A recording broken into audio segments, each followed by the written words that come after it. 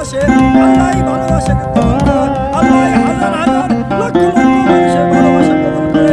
আল্লাহ বেগম খালেদা জিয়াকে আল্লাহ তিনবারের প্রধানমন্ত্রী ছিলেন। আল্লাহ হাসিনা তার প্রতি অত্যাচার নির্যাতন নিবারণ করেছে। আল্লাহ সব কিছু সহ্য করে আল্লাহ বিদেশ চলে গিয়েছে, বলছে না আমি দেশের মাটিতে মরবো, আমি বাংলাদেশের মানুষ, আমি জনগণকে বাংলাদেশের মানুষকে ভালোবাসি, আমি দেশকে ভালোবাসি, আমি দেশ ছেড়ে কোথাও যাবে না।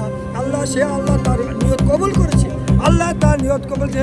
আর ওই দুঃশাসন ফ্যাসিস্ট হাসিনা আজকে কোথায়? আজকে মানুষ তার জন্য নাহালত করতেছে, আল্লাহ খালেদা জিয়া দোয়া করতেছে, আর তার জন্য নাহালত করতেছে, তার জন্য তার বদদোয়া করতেছে।